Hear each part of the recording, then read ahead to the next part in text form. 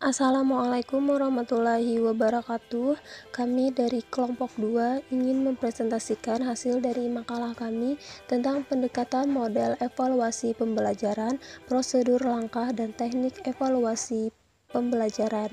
Sebelumnya, perkenalkan, nama saya Rahmawati Putri dan teman saya Rabiatul Adawiyah. Video ini bertujuan untuk memenuhi tugas dari mata kuliah Evaluasi Pembelajaran Bahasa Indonesia yang diampu oleh Bapak Ahmad Humaydi, MPD. Yang pertama, pendekatan model evaluasi pembelajaran. Keberhasilan proses belajar mengajar di kelas dapat dilihat dari penguasaan kompetensi yang telah dikuasai seluruh siswa di kelas. Pada dasarnya, hasil belajar siswa dapat dinyatakan dalam 3 aspek yang biasa disebut dengan domain atau ranah, yaitu kognitif, afektif, dan psikomotorik. Dalam proses pembelajaran, tes merupakan alat yang digunakan untuk mengetahui tercapai atau tidaknya suatu standar kompetensi yang telah dipelajari siswa di setiap pembelajaran. Tes bahasa dan pembelajaran bahasa merupakan 2 kegiatan yang berhubungan erat. Tes bahasa dirancang dan dilaksanakan untuk memperoleh informasi mengenai hal yang berkaitan dengan keefektifan pembelajaran bahasa yang digunakan. Konsep model pendekatan evaluasi. Pendekatan merupakan suatu cara sudut pandang seseorang dalam mempelajari sesuatu. Zainal Arifin 2009 membagi 2 jenis pendekatan evaluasi, yaitu pendekatan tradisional dan pendekatan sistem. Pendekatan tradisional, pendekatan yang lebih mengedepankan komponen evaluasi produk daripada komponen proses. Sedangkan pendekatan sistem, pendekatan lebih mengedepankan proses sehingga komponen yang termasuk dari proses harus dievaluasi, baik itu dari konteks input, proses, serta produk. Karakteristik model evaluasi dilihat dari segi bentuk atau model pelaksanaannya. Menurut Mursell dan S. Nasution 1997 halaman 23, terdapat 3 ciri-ciri evaluasi yang baik adalah evaluasi dan hasil langsung, evaluasi dan transfer, dan evaluasi langsung dari proses belajar. Yang pertama, evaluasi dan hasil langsung.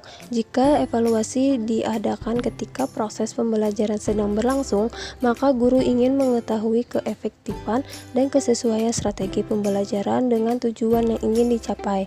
Sedangkan jika evaluasi dilakukan sesudah proses pembelajaran selesai, berarti guru ingin mengetahui hasil atau prestasi belajar yang diperoleh peserta didik. Yang kedua, evaluasi dan transfer. Apabila suatu hasil belajar tidak dapat ditransfer dan hanya dapat digunakan dalam satu situasi tertentu saja, maka hasil belajar itu disebut hasil belajar palsu. Sebaliknya, jika suatu hasil belajar dapat ditransfer kepada penggunaan yang aktual, maka hasil belajar itu disebut hasil belajar otentik. Jadi, evaluasi yang baik harus mengukur hasil belajar yang otentik dan kemungkinan dapat ditransfer. Yang ketiga, evaluasi langsung dari proses pembelajaran.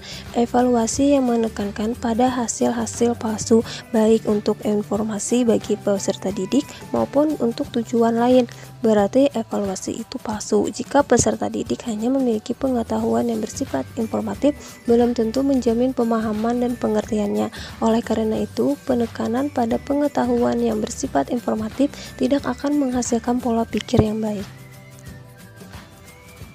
Model pendekatan evaluasi pembelajaran. Yang pertama, model evaluasi kuantitatif. A. Model black box Taylor. Model evaluasi Taylor dibangun atas 2 dasar, yaitu evaluasi yang ditujukan kepada tingkah laku peserta didik dan evaluasi harus dilakukan pada tingkah laku awal peserta didik sebelum suatu pelaksanaan kurikulum serta pada saat peserta didik telah melaksanakan kurikulum tersebut. B. Model teoretik Taylor dan Maguire. Model evaluasi kurikulum Taylor dan Maguire ini lebih mendasarkan pada pertimbangan teoretik.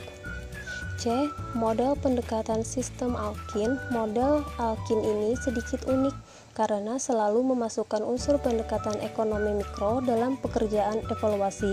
Pendekatan yang digunakan disebut akin dengan pendekatan sistem. D. Model Continuance Stack. Model Continuance adalah model pertama evaluasi kurikulum yang dikembangkan oleh Stack. Stack mendasarkan modelnya ini pada evaluasi formal. Model CIPP. Model ini dikembangkan oleh sebuah tim yang dikuasai oleh Stockleven, sehingga sesuai dengan namanya, model CIPP ini memiliki 4 jenis evaluasi, yaitu evaluasi konteks, input atau masukan, proses, dan produk atau hasil. F. Model ekonomi mikro. Sebagaimana model kuantitatif lainnya, model ekonomi mikro ini fokus pada hasil dari pekerjaan, hasil belajar, dan hasil perkiraan. 2. Model evaluasi kualitatif. Model evaluasi kualitatif selalu menempatkan proses pelaksanaan kurikulum sebagai fokus utama evaluasi. Oleh karena itulah, dimensi kegiatan dan proses lebih mendapatkan perhatian dibandingkan dimensi lain. Terdapat 3 model evaluasi kualitatif, yaitu model studi kasus, model iluminatif, dan model responsif. Yang pertama, model studi kasus. Adapun model studi kasus atau case study adalah model utama dalam evaluasi kualitatif. Evaluasi model studi kasus memusatkan perhatiannya pada kegiatan pengembangan kurikulum di satu satuan pendidikan. Yang kedua, model iluminatif. Model ini mendasarkan dirinya pada paradigma antropologi sosial. Model ini juga memberikan perhatian tidak hanya pada kelas di mana suatu inovasi kurikulum dilaksanakan. Yang ketiga, model responsif. Model responsif sangat menekankan terutama sekali pada kedudukan-kedudukan, pertanyaan-pertanyaan, dan masalah-masalah yang ditemui oleh perhatian para pendengar yang berbeda oleh di bawah program evaluasi.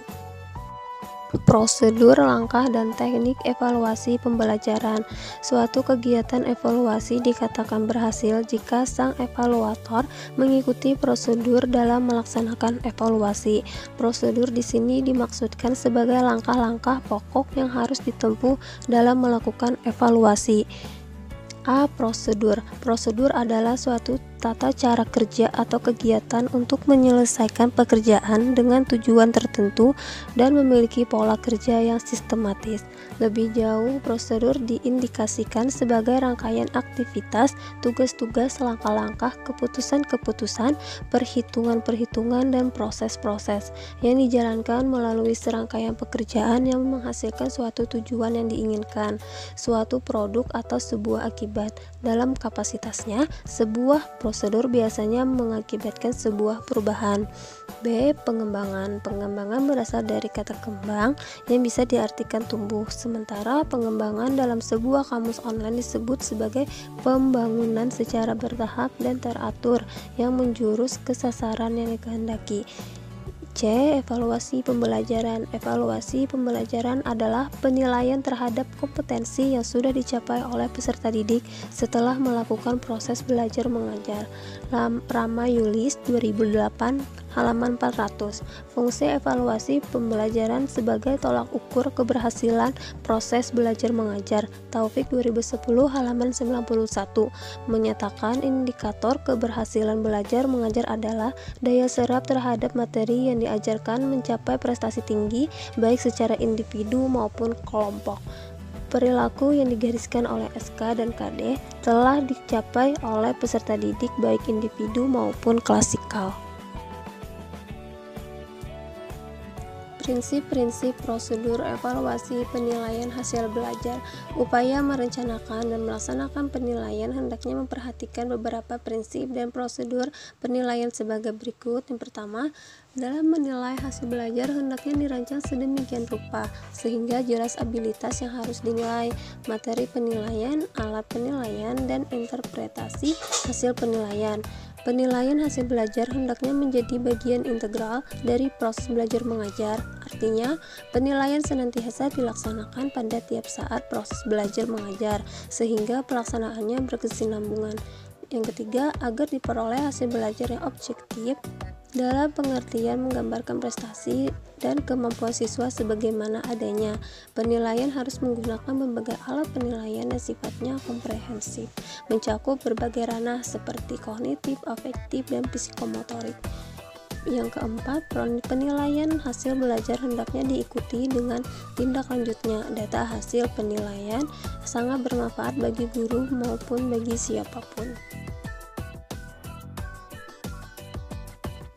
Langkah-langkah pembelajaran evaluasi. Langkah-langkah dalam melaksanakan kegiatan evaluasi pendidikan secara umum adalah sebagai berikut. Yang pertama, perencanaan. Mengapa perlu evaluasi? Apa saja yang hendak dievaluasi? Tujuan evaluasi? Teknik apa yang hendak dipakai? Siapa yang hendak dievaluasi? Kapan, di mana, penyusunan instrumen, indikator, data apa saja yang hendak digali, dan sebagainya. Yang kedua, pengumpulan data seperti tes, observasi, kuesioner, dan sebagainya sesuai dengan tujuan. Yang ketiga, verifikasi data seperti uji instrumen, uji validitas, uji reliabilitas, dan sebagainya. Yang keempat, pengolahan data, memaknai data yang terkumpul, kualitatif atau kuantitatif, apakah hendak diolah dengan statistik atau non-statistik, apakah dengan parametrik atau non-parametrik, apakah dengan manual atau dengan software, misalnya SAS atau SPSS. Yang kelima, penafsiran data, ditafsirkan melalui berbagai teknik uji, diakhiri dengan uji hipotesis, diterima atau ditolak. Teknik penulisan. Yang pertama, teknik penilaian melalui tes. Tes tertulis adalah tes soal-soalnya harus dijawab peserta didik dengan memberikan jawaban tertulis. Jenis tertulis secara umum dapat dikelompokkan menjadi dua, yaitu tes objektif dan tes uraian. Tes objektif misalnya bentuk pilihan ganda, jawaban singkat atau isian, benar salah, dan bentuk menjodohkan. Sedangkan tes uraian yang terbagi atas tes uraian objektif, penskorannya dapat dilakukan secara objektif, dan tes uraian non-objektif, penskorannya sulit dilakukan secara objektif. Yang kedua, tes lisan. Tes lisan yakni tes pelaksanaannya dilakukan dengan mengadakan tanya jawab secara langsung antara pendidik dan peserta didik. Tes ini memiliki kelebihan dan kelemahan. Yang ketiga, teknik penilaian melalui wawancara. Teknik wawancara pada satu segi mempunyai kesamaan arti dengan tes lisan yang telah diuraikan di atas. Teknik wawancara ini diperlukan pendidik untuk tujuan mengungkapkan atau menanyakan lebih lanjut hal-hal yang kurang jelas informasinya. Teknik wawancara ini dapat pula digunakan sebagai alat untuk menelusuri kesukaran yang dialami peserta didik tanpa ada maksud untuk menilai. Kesimpulan, setiap perbuatan dan tindakan dalam evaluasi pembelajaran selalu menghendaki hasil. Pendidik selalu berharap bahwa hasil yang diperoleh sekarang lebih baik dan memuaskan dari hasil yang diperoleh sebelumnya.